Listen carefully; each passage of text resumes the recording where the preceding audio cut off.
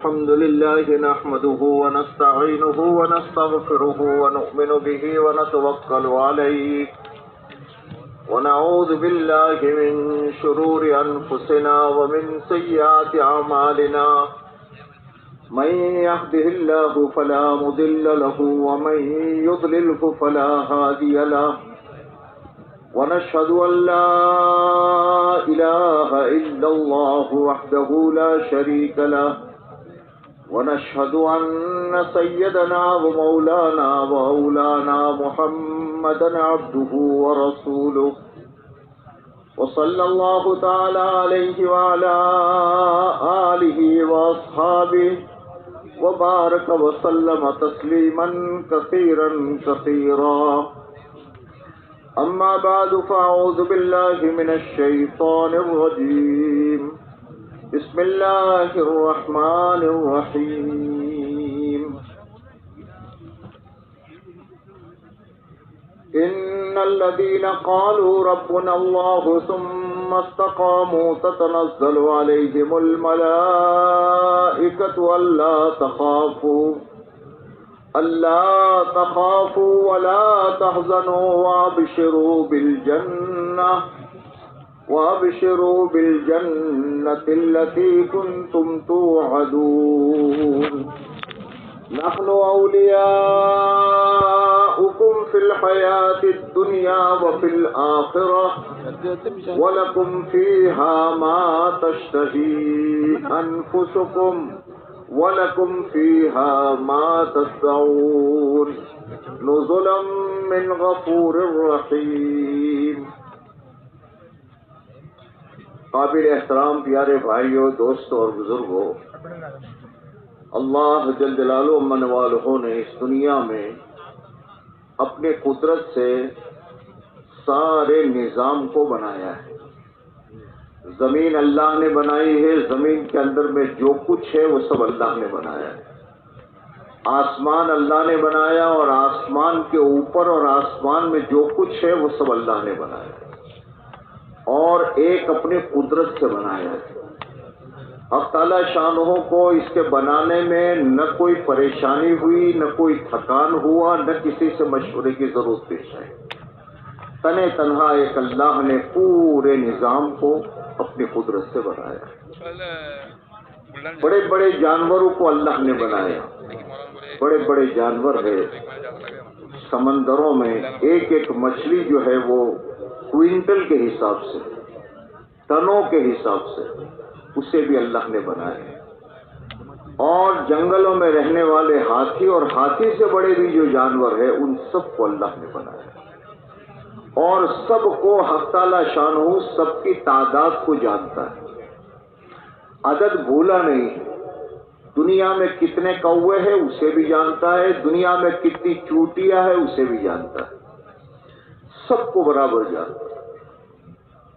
سبحان من خلق الخلق فاحصاهم عددا، وہ پاک ذات ہے جو سب کی تعداد کو جانتی ہے. اور پھر حق تعالی شانہ سب کو روزی پہنچاتے ہیں، ہر ایک کو. جو کسی کو حق تعالی شانہ بھولتے نہیں. سبحان من قسم الرزق ولم ينسى احدا، کسی جاندار کو حق تعالی شانہ بھولتے نہیں، ہر ایک کو اس کی روزی پہنچاتے ہیں. پھر جو کھاتا ہے وہ روزی پہنچاتے ہیں. دانا چگنے والے جانوروں کو دانا دیتے، گھاس کھانے والوں کو گھاس دیتے. جس کی جو خوراک ہے وہ خوراک برابر اسے دے رہے. اور پھر اتنی جتنی اس کی کھانے کی اس کی مقدار ہے، جو ٹنوں کے حساب سے کھاتا ہے اسے ٹنوں کے حساب سے دیتے، جو منوں کے حساب سے کھاتا ہے اسے منوں کے حساب سے دیتے، جو کلو کے حساب سے کھاتا ہے اسے کلو کے حساب سے دیتے. سب کو حق تعالی شانہ روزی پہنچاتے ہیں، سب کو جانتے ہیں، سب کی تعداد کو جانتے ہیں، سب کی پرورش کو کرتے ہیں. یہ پورا نظام حق تعالی شانہ نے بنایا ہے اور حق تعالی شانہ نے اس پورے نظام کو چلایا ہے. اب اللہ جل شانہ نے ان سب میں سے ایک کو اپنے لیے چنا ہے، ایک کو. سارے بڑے بڑے جانور اور سب کچھ ہے، اس میں سے فرمایا کہ میں نے اے انسان تجھے اپنے لیے چنا ہے، باقی جو کچھ ہے یہ سب کچھ میں نے تیرے لیے بنایا ہے، سورج تیرے لیے، چاند تیرے لیے، ستارے تیرے لیے، دریا تیرے لیے، سارے جانور تیرے لیے، سب کو میں نے تیرے لیے مسخر کر دیا۔ تو کشتی بنا، جو بنا، سمندروں میں چل، یہ سمندر مسخر ہے تیرے لیے، زمینوں میں چل پھر،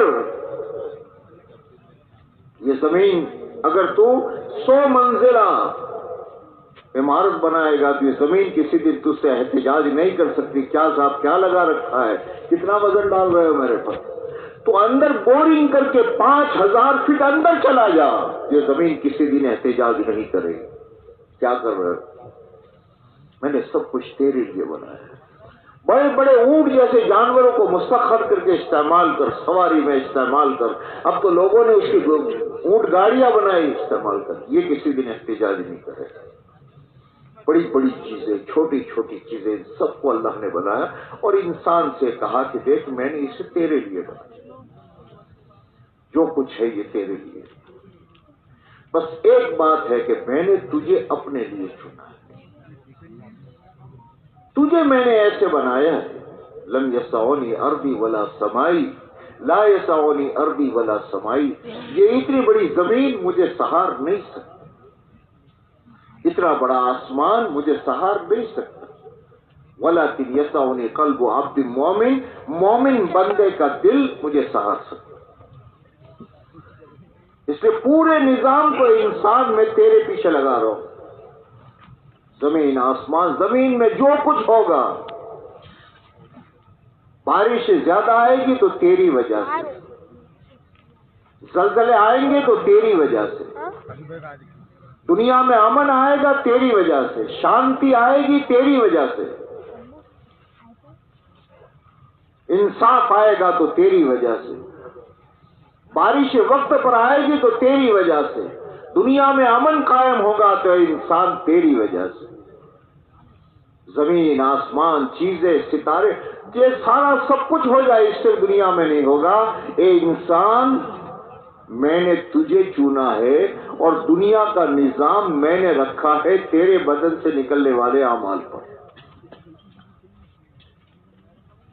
تیرے بدن سے جو اعمال نکلیں گے اس پر سارا دار و مدار ہے، تجھے عزت مال سے نہیں ملے گی، تجھے عزت ملک سے نہیں ملے گی، تجھے عزت حکومت سے نہیں ملے گی، تجھے عزت بڑے بڑے مکانات بنانے سے نہیں ملے گی،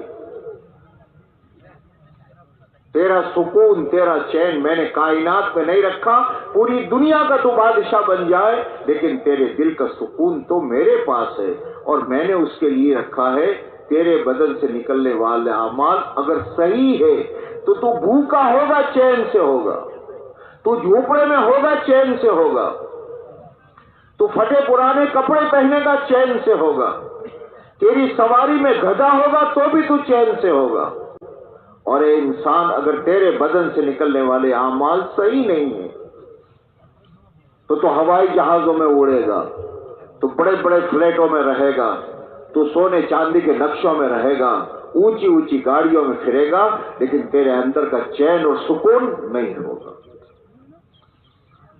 حق تعالی شانہ نے اس انسان کو اعمال پر، اس لیے اللہ جل شانہ نے صرف انسانوں کو پیدا نہیں کیا، پیدا کرنے کے بعد ہر زمانے میں حق تعالی شانہ نے انبیاء کرام علیہ الصلوۃ والسلام کو بھیجا کہ زندگی کیسے گزارنی ہے، اپنی مرضی سے، جی میں جو چاہے، اندھے بن کر، اس لیے کہ انسان تو اندھا ہے، میں ابھی اس طرف سامنے دیکھ رہا ہوں تو دائیں سے میں اندھا ہوں، بائیں سے میں اندھا ہوں، کون آ رہا ہے جا رہا مجھے کیا پتہ، پیچھے سے میں اندھا ہوں، اوپر سے میں اندھا ہوں، نیچے سے میں اندھا ہوں، ایک طرف دیکھتا ہوں تو 5 جہت مجھے معلوم نہیں، میں سنتا ہوں تو کتنا، کچھ فٹ کے بعد میں اگر وہ قریب بھی آ گیا تو 3 آدمیوں نے بات ایک ساتھ شروع کی، کسی ایک کی نہیں سمجھ پاؤں گا، دیکھنے کی سے انسان کی طاقت کمزور، سننے کی سے انسان کی طاقت کمزور. علم اس کا اتنا کہ پیچھے کا ٹھیک ہے 30-40 سال کے کچھ اپنی چیزیں بیان کر سکتا ہے، لیکن 2 منٹ کے بعد یہ مرنے والا ہے، اسے پتا نہیں. اس کا علم اتنا ہے. اب یہ ناقص آدمی کوئی راستہ چنے گا تو ناقص ہوگا. اندھا کوئی راستہ بتائے یہ چلو کیا ہوگا.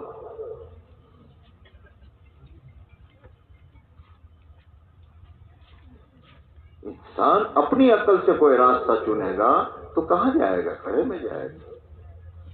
انسان کی اندھے کی ناکامی یہ نہیں ہے کہ وہ اندھا ہے. اندھے کی ناکامی یہ ہے کہ کسی دیکھنے والے کی بات کو نہ مانے، یہ اس کے خسارے کی چیز.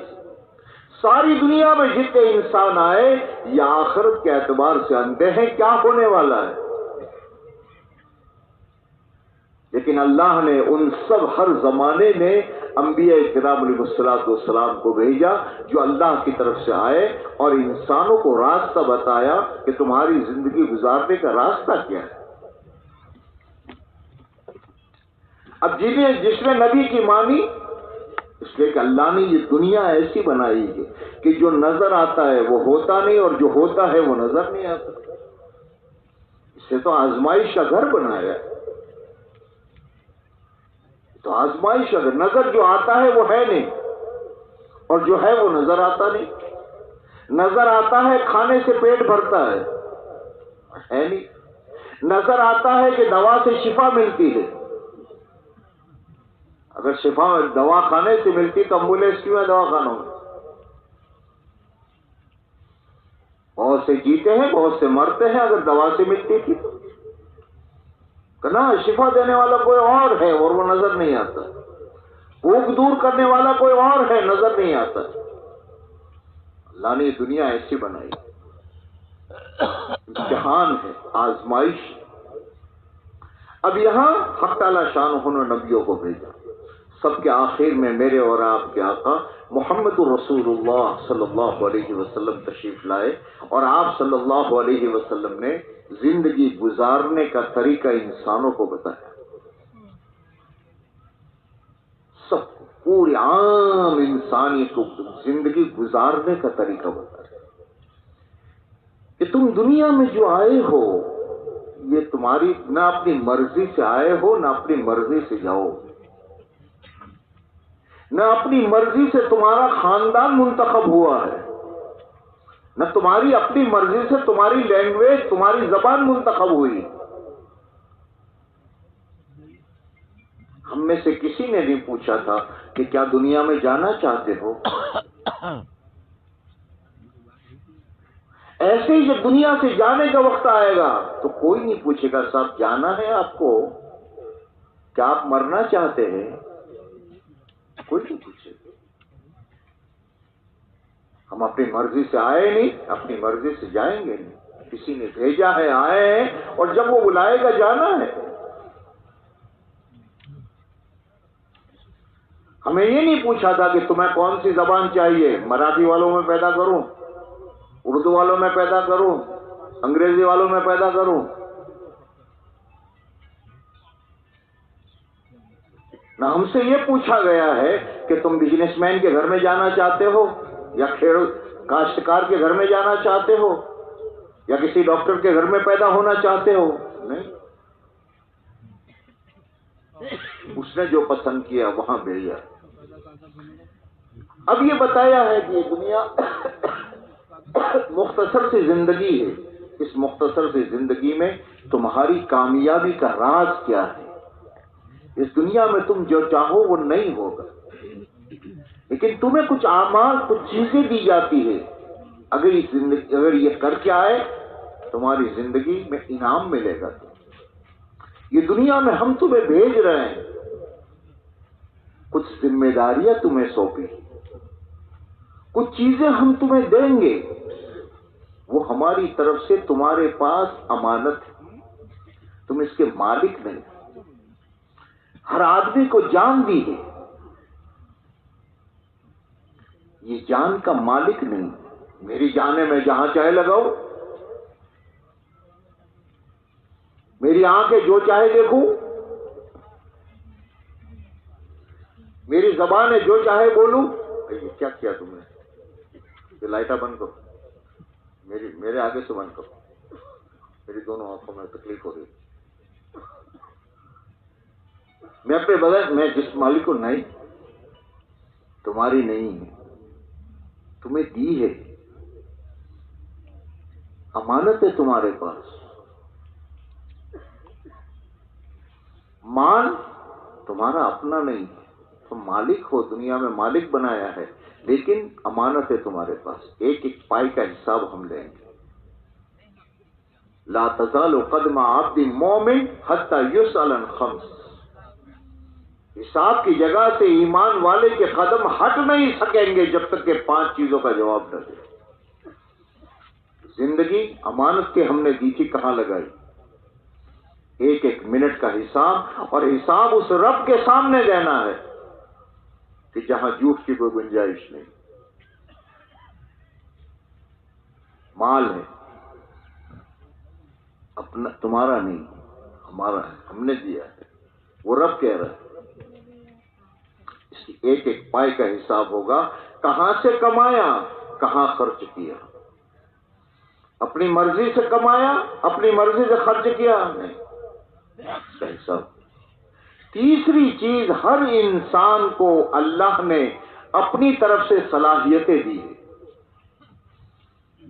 کسی کے ہاتھ میں صلاحیت ہے جو بہت والے کچھ نہیں کر سکتے، اور وہ ہاتھ سے اپنا وہ کام کر لیتا ہے. بہت سے دماغوں میں صلاحیت ہے، بہت سی زبانوں میں صلاحیت ہے. بعض مرتبہ ایک آدمی سمجھدار ہے، سب کچھ ہے، لیکن اس کو سمجھانے کی صلاحیت نہیں ہوتی. اب ایک بات کو کہنے کے لیے وہ یعنی کہ وہ اصل میں یہ اصل مسئلہ یہ تھا، ایک چھوٹی سی بات پہ 10 منٹ ہو جاتے ہیں، وہ سمجھا نہیں پاتا. یہ کس نے دی؟ اس کے باپ نے، اس کی ماں نے. اس کے باپ کے پاس تو 4 بچے اس اللہ نے دیے تھے. اس میں سے ایک ڈاکٹر بنا، ایک انجینئر بنا، اور ایک پاگل آیا. اگر کوئی ماں چاہتی ہے اپنا بچہ پاگل ہو؟ معلوم ہے نہیں، یہ صلاحیتیں ماں باپ نے نہیں دی، اسے اور نے دی. کسی کو سمجھانے کی صلاحیت ایسی دی کہ بہت بڑی چیز ہے 1 منٹ میں. دنیا میں آپ نے دیکھے ہوں گے یہ وکیلوں کو، بعض وکیل اپنے الفاظ پر پیسے لیتے، فیس لیتے. تمہارا یہ کیس ہے، اس کیس میں میں جتنے الفاظ بولوں گا، جتنے کلمات بولوں گا، ہر کلمے پر اتنے لوں گا، اور کیس جیت جاتے. یہ صلاحیت کس نے دی؟ انسان کے، میرے اور آپ پہ جو صلاحیت ہے وہ ہماری خاندانی نہیں ہے، ہمارے باپ نے نہیں دی ہے، ہماری ماں نے نہیں دی ہے. اس صلاحیت کے متعلق سوال ہوگا کہاں لگائی. اس کے لیے حق تعالی شانہ نے انبیاء کو بھیجا، اور سب کے آخر میں جناب رسول اللہ صلی اللہ علیہ وسلم. میرے ماں باپ آپ پر قربان ہو، آپ صلی اللہ علیہ وسلم نبی بنا کر بھیجے گئے، اور ایسے بڑے نبی کی امت میں حق تعالی شانہ نے ہمیں بھیجا. اب رسول پاک صلی اللہ علیہ وسلم ایسی مبارک زندگی لے کر آئے کہ جس زندگی میں آدمی سرکار کے طریقے پر چلا تو پھر کوئی چیز دنیا نہیں رہتی. اور بڑی سے بڑی عبادت کو دنیا کے لیے کیا تو وہ عبادت نہیں رہتی. بڑے سے بڑا کام کسی اور کے لیے کیا تو سب عبادت نہیں. اور دنیا کے کام کیے لیکن اللہ کے نبی علیہ الصلوۃ والسلام کے بتائے ہوئے طریقے پر کیے تو فرمائے یہ دنیا سمجھ رہے کہ دنیا دار ہے، اور اللہ کیا اس کا اونچا مقام. التاجر الصدوق الامین مع الشہداء والصدیقین، سچا امانت دار تجارت کرنے والا. اب دنیا اس کو تاجر کہتی ہے، حدیث بھی اسے تاجر کہتی، لیکن اللہ کے نبی پر کے طریقے پر تجارت کر رہا ہے سچائی امانت داری کے ساتھ. تو دنیا میں تو تجارت کی اس نے، لیکن جس دن مرا تو دنیا تو یہ کہہ رہی ہے کہ ہیرو کا تاجر مر گیا، کپڑوں کا تاجر مر گیا، لیکن وہاں ان کا یہ وہ تاجر ہے جس کو صدیقوں اور شہیدوں کے ساتھ اٹھایا جائے. کیوں؟ اس نے نمازیں پڑھی اس لیے کرنا، وہ اس نے اپنے فرائض کو ادا کرنے کے ساتھ اپنی تجارت کو سرکار کے طریقے پر کیا۔ ایک مزدور مزدوری کرتا ہے، شام کو مزدوری سے جب واپس آتا ہے تو کچھ لوگ اپنی مزدوری لے کر آتے ہیں، کوئی 500، کوئی 1000، کوئی 2000، کوئی 3000، اور کچھ وہ ہوتے ہیں محمد رسول اللہ صلی اللہ علیہ وسلم کے فرمان بردار، کہ وہ اللہ کے حکموں کو پورا کرتے ہوئے اپنے نبی کے طریقے پر مزدوری کرتا ہے۔ تو شام کو یہ دو چیزیں لے کر آتا ہے، اپنی مزدوری بھی لے کر آتا ہے اور مغفرت کا پروانہ بھی لے کر آتا ہے۔ من امسا کالم بن عمل یدئی امسا مغفورا لہ، جس نے شام اس حالت پہ کی کہ اپنے دونوں ہاتھوں کو اس نے تھکا دیا، اس حال میں اس نے شام کی ہے کہ حق تعالی شانہ اس کے گناہوں کو معاف کر دے۔ زندگی گزارنے کا ایک طریقہ ہمیں دیا گیا ہے کہ جس کے ذریعے سے ہمارا ہر عمل عبادت بنتا چلا جا رہا ہے، آخرت بنتی چلی جا رہی،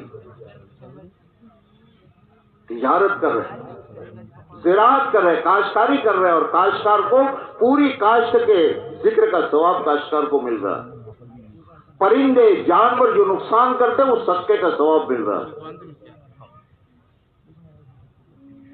زندگی اللہ کے نبی والی وہ زندگی گزاری، تو پھر دنیا میں اس کے لیے راحت، اللہ کی طرف سے فیصلے ہوتے، کس کے؟ ان کا راحت، من عمل صالحا من ذکر او انثى وهو مؤمن فلنحيينه حیاة طیبہ، ایمان اور اعمال کے ساتھ ہم اس کی زندگی کو خوشگوار بنا دیں۔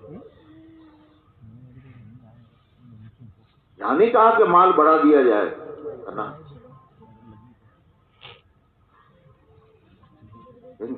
ایمان اور تقوی پر حق تعالی شان و برکتوں کے دروازوں کو کھولے، ہر عمل ہمارا۔ اب نکاح انسان کی ضرورت ہے، جیسے کھانا انسان کی ضرورت ہے، یہ کھانا کمانا بھی دین بن سکتا ہے، کھانا کھانا بھی دین بن سکتا ہے۔ ایسے انسان کی ضرورتوں میں سے نکاح ہے، اس کی ضروریات۔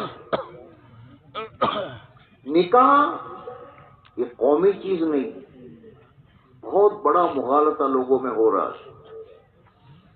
نماز کو یہ عبادت سمجھتے ہیں، روزے کو یہ عبادت سمجھتے ہیں، زکوٰۃ کو یہ عبادت سمجھتے ہیں، حج کو یہ عبادت سمجھتے ہیں۔ حج میں جانے سے پہلے علماء سے پوچھتے ہیں کیا کروں، زکوٰۃ کے متعلق علماء سے معلوم کرتے ہیں کہ چونکہ اسے عبادت سمجھتے ہیں، روزے کے مسائل علماء سے پوچھتے ہیں چونکہ اس کی عبادت سمجھتے ہیں، نماز کے مسائل علماء سے پوچھتے ہیں کہ اسے عبادت سمجھتے ہیں۔ سب سے بڑی چیز یہ ہے کہ نکاح ہے کیا؟ نکاح عبادت ہے، اور زندگی میں ایک بڑی بھاری عبادت ہے۔ نماز کی عبادت تو 10 منٹ میں پوری ہو جاتی ہے، روزے کی عبادت تو کبھی 12 گھنٹے اور کبھی 15 گھنٹے میں پوری ہو جاتی ہے، حج کی عبادت تو حج کا احرام 7 کو باندھے گا تو 12-13 کو اس کا پورا ہو جائے گا۔ لیکن یہ نکاح ایسی عبادت ہے کہ عام طور پر جوانی میں آدمی شروع کرتا ہے اور بڑھاپے پر جا کر کے ختم ہوتا ہے۔ یہ عبادت ہے۔ اللہ کے نبی علیہ الصلوۃ والسلام نے اپنی امت سے کہا، نکاح میری سنت ہے۔ نکاح کو آدھا ایمان کہا ہے۔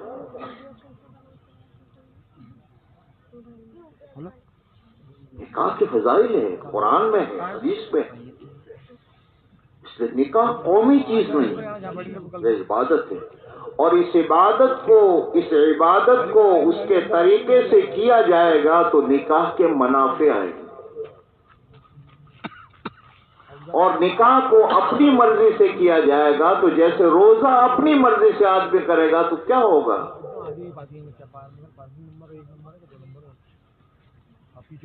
نکاح اس لیے اس کا طریقہ ہے، نکاح عبادت ہے۔ اس لیے اللہ کے نبی علیہ الصلوۃ والسلام نے نکاح کے فضائل بیان کیے۔ پہلی چیز غلط فہمی جو ہم میں ہوتی ہے کہ اب صاحب نکاح ہماری اپنے آپ ہر ایک کا رواج ہے، یہ مہمانوں کا رواج، یہ مومنوں کا رواج، یہ پٹھانوں کا رواج، تو نمازیں بھی ایسے ہی ہے۔ پٹھانوں کی نماز الگ، مومنوں کی نماز، مومنوں کی نماز الگ، مغلوں کی نماز الگ، ایسا ہے بھائی؟ تو بولو یار، نماز سب ایک ہے، عرب ہے تو عجم ہے تو، مکی ہے تو مدنی ہے تو، یورپ میں ہے، امریکہ میں ہے، آسٹریلیا میں ہے، پناما میں ہے، سوئٹزرلینڈ میں، جہاں بھی ہے ایمان والا ہے، ان کا نماز ایک ہے، روزہ ایک ہے ہر جگہ، صبح صادق پر شروع کرو، غروب آفتاب پر پورا کرو۔ وہ قومی نہیں ہے، وہ ملکی نہیں ہے، ایک ہی طریقہ ہے۔ ایسے نکاح عبادت، یہ قومی طریقہ جو آیا وہ ہمارا بگاڑ، اس دن سے ہم پریشانیوں کا، اس لیے کہ نکاح جب اس کے طریقے سے نہیں کیا جائے گا تو نکاح سے کیا ہوتا ہے؟ ان کا نکاح سے برکتیں آتی ہیں۔ اس لیے نکاح کے بعد کی دعا کیا ہے؟ دلہے کو کیا دعا دینے کی؟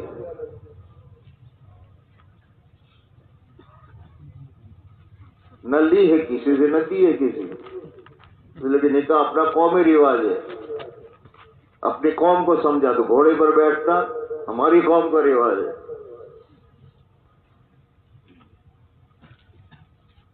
صحیح طریقہ معلوم۔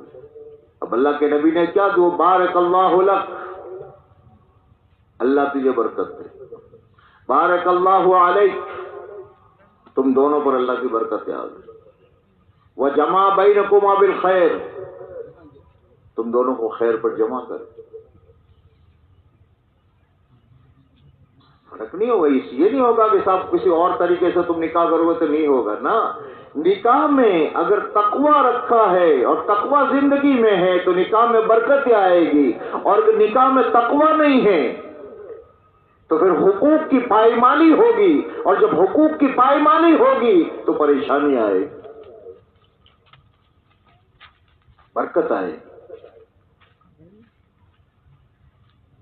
اسی لیے خطبے میں جتنی آیتیں پڑھی جاتی ہیں نکاح کے متعلق کی ہوتی، تمام آیتیں عام طور پر جو پڑھتے ہیں اس میں تقوی کی آیت، تقوی چاہیے۔ اس لیے نکاح ایک عبادت ہے، اس کو عبادت کے طریقے سے کیا جائے گا۔ اس لیے اللہ کے نبی نے کیا فرمایا؟ تم برکت چاہتے ہو، اعظم النکاح برکتن ایسرہ معونہ، بڑا ہی برکت والا نکاح وہ ہے کہ جس میں کم سے کم خرچ کیا جائے۔ نکاح کیا ہے؟ نادان ماں، نادان باپ اپنے بیٹے کی زندگی میں زہر گھولتے ہیں اپنی جہالت کی وجہ سے۔ نکاح کیا ہے؟ دکان کھولے گا تو کسی مولوی صاحب سے لا کر کے دکان کا تالا کھلوائے گا کہ مولانا دعا کرو، یاسین شریف پڑھو۔ گھر بنائے گا تو کسی اللہ والے کو لے جائے گا۔ نکاح کیا ہے؟ ایک بچے اور بچی کی زندگی کی ابتدا ہے، یہ اپنی زندگی بنا لے، اس لیے کہ نکاح نہیں کرے گا تو بچہ زندہ رہے گا کتنے سال؟ 40 50 60 سال مر کے چلا جائے گا۔ بچی کا نکاح نہ ہوا، مر کے بوڑھی ہو کر چلی جائے گی۔ یہ دونوں بچے اور بچیوں کی زندگی کی ابتدا ہے کہ کیا اب ان کا خاندان چلے گا۔ آج یہ 2 ہوئے ہیں، کل 3 ہوں گے، کل 4 ہوں گے، کل 10 ہوں گے، ان کے پوتے ہوں گے، ان کے نواسے ہوں گے، اس کی ابتدا ہے۔ اب اس ابتدا کو یہ کیسے کرتا ہے؟ کم سے کم 3-4 دن پہلے نادان باپ، میرے بیٹے کی شادی ہے، دنیا کو پتا چلے، اب ہزاروں نہیں لاکھوں اللہ کے حکم توڑ رہا ہے، اس سے کام میں برکت پائے۔ یہ تو 4 دن کے لیے بوڑھا خوش ہو کر کے میرے بیٹے کو بتا دیا دنیا کو، فلاں نے اپنے بیٹے میں اتنے لاکھ خرچ کیے تھے، اس کے لیے زہر ڈالا اپنے بیٹے کی زندگی میں۔ اس نادان کو پتا نہیں، اس نادان ماں کو پتا نہیں ہے کہ اپنی بیٹی کی زندگی میں اجیرن کر رہی ہے۔ برکت تو اللہ کے نبی کی طریق ہے، اللہ کا شکر ہے، دنیا میں اللہ کا شکر ہے، بڑے بڑے لوگ ایسے ایسے لوگ ہو رہے ہیں۔ ہمارے یہاں سنا سعودیہ میں ایک نوجوان جو ملینر تھا، کروڑ پتی، اس کا نکاح ہوا پورا سنت طریقے سے۔ رات کو گھر میں گیا،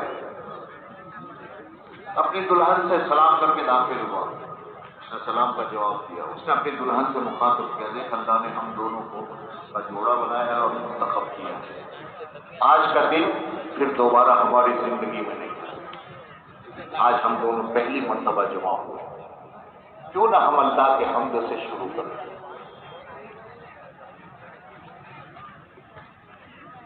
بچے بھی دیندار تھے، صالحہ تھے، ٹھیک ہے آپ جو فرمائیں، چل ہم نماز پڑھتے ہیں، میں نماز پڑھاتا ہوں تو میرے پیچھے 2 رکعت پڑھ، ابتدا یہاں سے،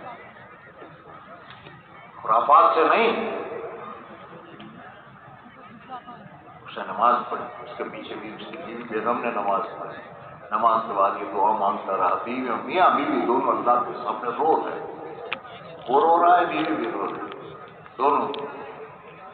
جب یہ اپنی بات ساری کہہ چکا تو بیوی سے کہا کہ تیری بھی کچھ تمنائیں ہوگی، تو مانگ، میں آمین کہتی ہوں۔ یہ ہے زندگی کی ابتدا، زندگی کی ابتدا ویڈیو سے ہوگی، زندگی شروع، یہ بچی اور بچہ، یہ بیچارے کیا ہے؟ میں تو عام طور پر دلہوں سے یہ کہا کرتا ہوں، بیٹو یہ تو سارے کے سارے ہٹ جائیں گے لیکن زندگی تمہاری شروع ہو، خدا کے حکموں کو توڑنے سے اس کی برکتیں، اس کی نحوستیں تمہاری زندگی میں آئے، سنبھالیے اپنے آپ کو۔ اللہ کے نبی کا طریقہ ہے اور وہ طریقہ آئے گا زندگی میں، اسی لیے کہہ رہے اللہ کی راہ میں نکلو، پھر برکتیں دیکھو، ایمان بنے گا، یقین بنے گا، یقین بنے گا، تمام شعبوں میں دین آئے گا اور پھر یہ دنیا بہار ہوگی، یہ دنیا رحمت ہوگی، میاں بیوی کے لیے رحمت، بیوی میاں کے لیے رحمت۔ اس لیے میرے دوست اور بھائیوں، اسے اپنی چیز پر سمجھو، نکاح عبادت ہے اور اس کو ایسے کرو جیسے محمد رسول اللہ صلی اللہ علیہ وسلم نے کر کے بتایا۔ زندگی کے ہر شعبے میں دین آئے گا، اللہ کی طرف سے دنیا اور آخرت بنے گی۔ اللہ مجھے اور آپ کو توفیق عطا فرمائے، کرو گے